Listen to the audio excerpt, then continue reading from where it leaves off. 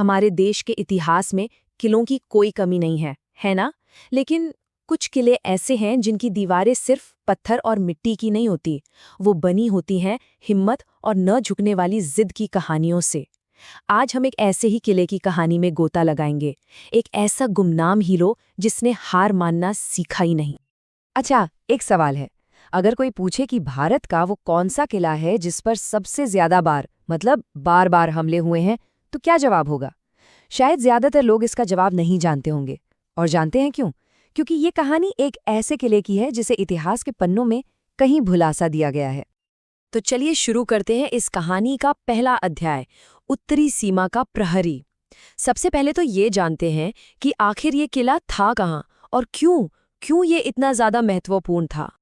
और देखिए, हमारी ये जो पूरी पड़ताल है ना, उसका आधार है ये हाथ से लिखे गए ऐतिहासिक नोट्स। तो आइए इन्हीं के सहारे इस किले के इतिहास की एक एक परत को खोलते हैं।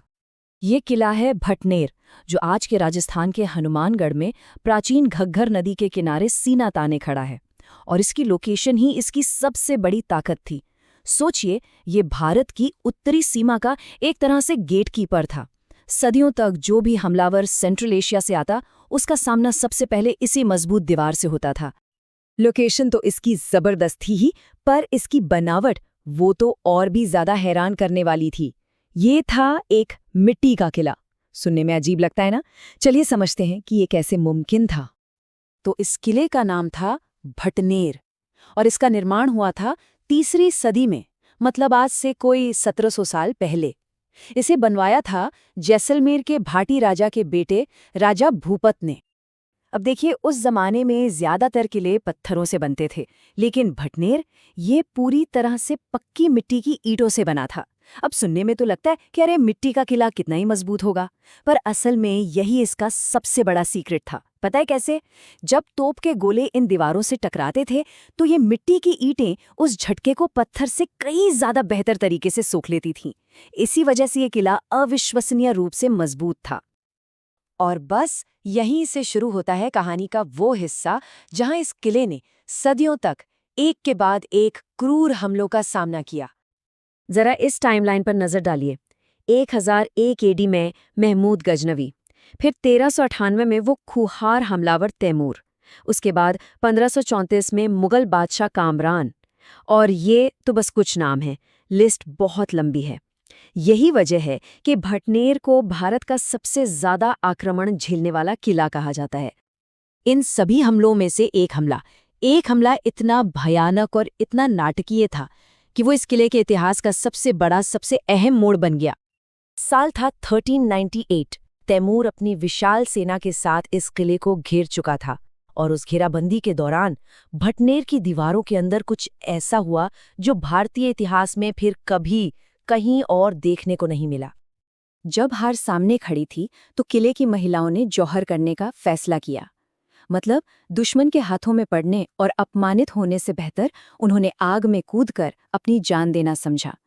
लेकिन भटनेर में जो हुआ वो इतिहास में बिल्कुल अनोखा था। यहाँ हिंदू महिलाओं के साथ मुस्लिम महिलाओं ने भी जौहर की उस आग को गले लगा लिया। ये एक ऐसी दर्दनाक मिसाल है जहाँ क्रूरता के सामने धर्म की दीवारें टूट गईं और इंसानियत और सम्मान की रक्षा के लिए सब एक हो गए। इस किले की मजबूती का सबसे बड़ा सबूत जानते हैं कहाँ मिलता है? खुद इसके दुश्मन तैमूर के शब्दों में। उसने अपनी बायोग्राफी तुज़ुक-ए-तैमूरी में लिखा, मैंने पूरे हिंदुस्तान में इतना मजबूत और महफूज किला नहीं देखा। जरा सोचिए, ये शब्द उस इंसान के थे जिसने इस किले को जीता था, इसे तबाह किया था। तैमूर के हमले ने भटनेर को एक बहुत गहरा जख्म दिया, पर इसकी कहानी यहाँ खत्म नहीं हुई। नहीं, सदियों बाद इस किले को एक नई पहचान मिलने वाली थी और इसका नाम भी हमेशा हमेशा के लिए बदलने वाला था। कई 100 साल विदेशी हमले झेलने के बाद साल 1805 में आखिरकार बीकानेर के महाराजा सूरत सिंह ने इस किले को जीत लिया और ये इस किले के लिए एक नए दौर की शुरुआत थी।